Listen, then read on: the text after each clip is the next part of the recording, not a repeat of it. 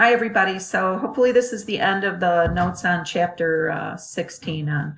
So this is the problem on hydrolysis, another hydrolysis problem, just like the one that we did at the end of the notes in the last segment.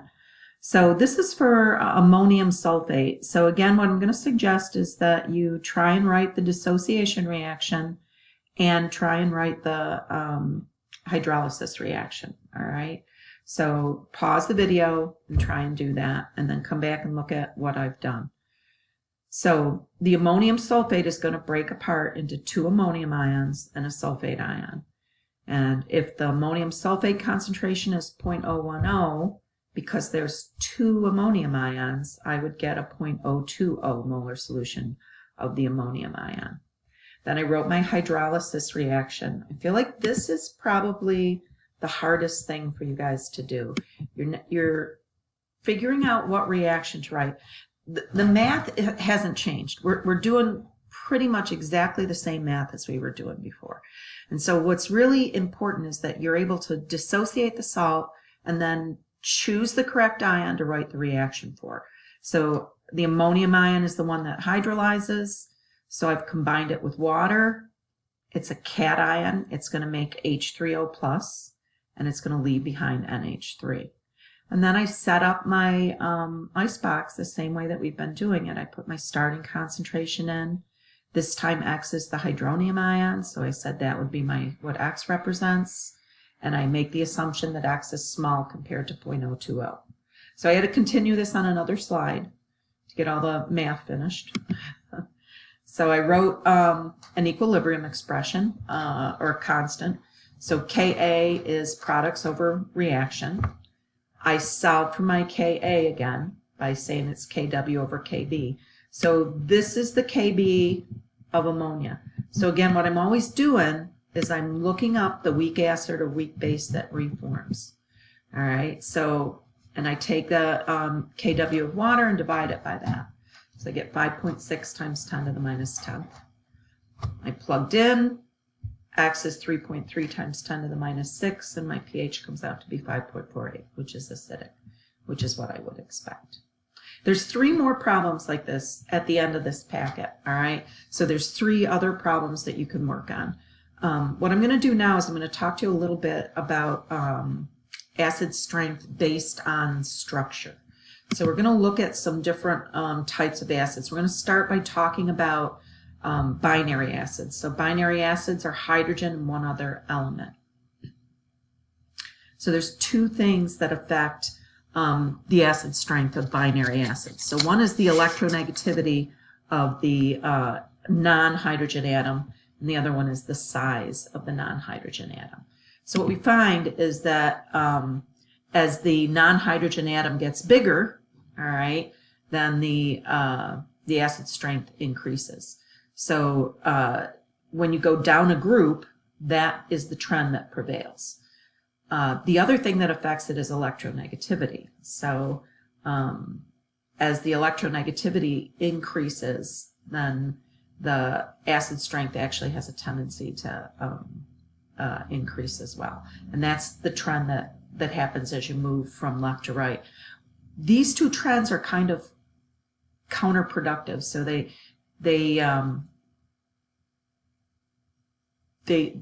will predict different things if you look at them individually, all right? So you've got to really think about it. It's easier to compare acids that are in the same group, or it's easier to compare acids that are in the same period. It's harder to go diagonally and make a good comparison. The other types of acids we've talked about are what we refer to as oxyacids.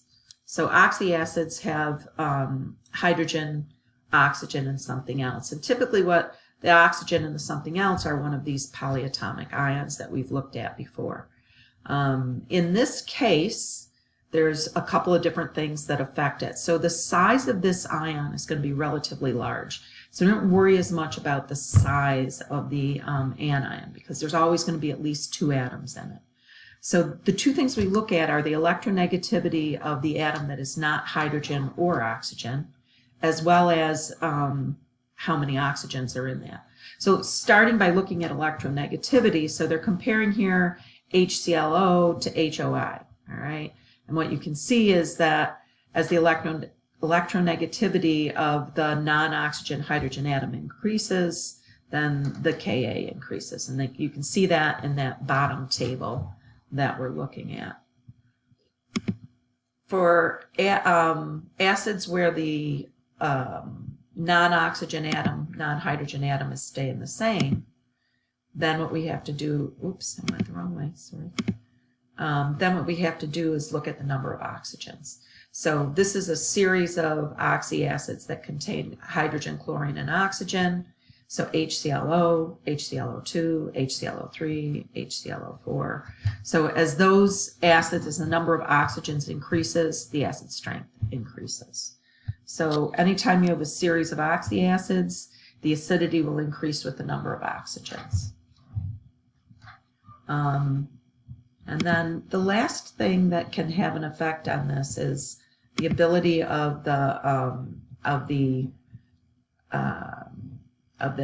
anion to exhibit resonance. Okay, and we'll kind of talk about that in just a minute.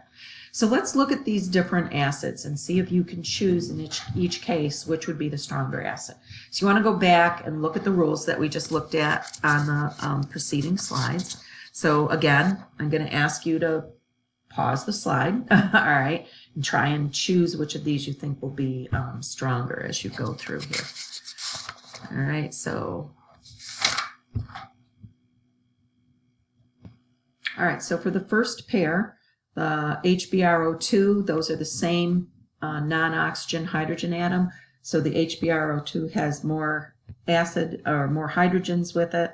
So it would be the one that would have the biggest, the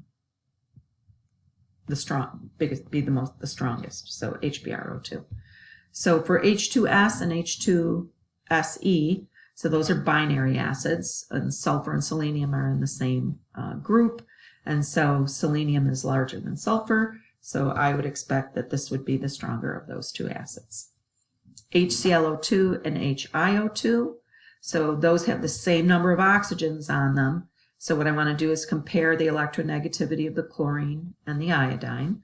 Chlorine is more electronegative, so I would expect it to be stronger. And then CH4 and NH3, neither of those even look like an acid. As a matter of fact, one of them looks like a base. But those are binary compounds that have hydrogens in them. And so carbon and nitrogen are in the same row on the periodic table. And so I'd actually expect ammonia to be more acidic than methane, which is not acidic at all. So this is the slide I kind of skipped over. I think these might be in a different order in your note packet. But the other thing that can affect acid strength is resonance. So a lot of times what happens is when you lose a hydrogen ion, and this happens in particular with organic acids, you can have a polyatomic ion left behind that has the ability to exhibit resonance. So if you look at these two examples down at the bottom here, this is for acetic acid, this is the acetate ion that I'm showing you structures of. And because I have the ability to have almost equivalent resonance structures, what happens is that stabilizes that ion in solution. Resonance always will stabilize an ion. And so because it's more stable, it doesn't want to reform. So it makes the acid stronger when it has the ability to do that. So there's one last definition of acids as well that we want to talk about, and this is what we refer to as Lewis acids and Lewis bases. So Lewis acids have a completely different definition. We don't talk about them as hydrogen ion donors or hydrogen ion acceptors. Instead, we talk about what's happening with electron pairs. So this was really a way to try and expand the acid-base definitions because we understand how they work pretty well to other compounds. And so Lewis acids are defined as electron pair acceptors. So this typically happens because they have empty valence orbitals somewhere. So the types of compounds that would exhibit this are incomplete octets, metal cations because they have those empty d orbitals, and atoms that have double or triple bonds on them, so compounds that contain a double or a triple bond. So if you look at this reaction up here, what's happening is the BF3 is accepting a pair of electrons from the nitrogen and the ammonia to form a larger compound. So the BF3 would be acting as a Lewis acid, and the NH3 would be acting as a Lewis base. So Lewis bases, conversely, are defined as electron pair donors. Anything that you would normally consider to be a Bronsted-Lowry base is typically a Lewis base. It's the acids, I think, are a little harder to pick out. What's one of the big differences, though, is that Lewis bases will interact with things other than hydrogen ions. All right, so the remainder of these 3 slides have 3 different problems on them, which you can see in your notes. What I'm going to suggest that you do is that you pause the video and work on these problems. These are some hydrolysis problems. Remember, what you want to do is you want to dissociate the salt, choose the correct ion to write the hydrolysis reaction from, and then set up the problem. So I've included solutions for these. You can kind of go through these different solutions and see what I did. I don't think I'm going to actually talk you through this. I'm going to let you kind of work on these on your own. And then what I would do is I would encourage you to come to the office hours, to the virtual office hours, if you have questions about these. I've had to split these up, like they all have a continuation on a second slide. So just kind of show you these. You can pause them and write them down after you've worked on them. All right, so the first one had the nitrite ion, negative ion. It was basic. The next one that you're going to do is an ammonium salt. So I would expect it to have a pH below 7, which it does when you go through and you have to keep moving myself. You go through and do the calculation. All right, you should come up with an acidic pH for that one. Oops. So there's the solution at the end for that one. So that ends up with a pH of 4.92. And then the last one is the sodium hydrogen phosphate. So this one's a little tricky because I have to actually compare the Ka. If the H2PO4 loses another hydrogen ion, that I would look up the Ka2 for it, which would be 6.2 times 10 to the minus 8. The other possibility is that the H2PO4 minus ion could hydrolyze and reform H3PO4 and leave a hydroxide ion behind.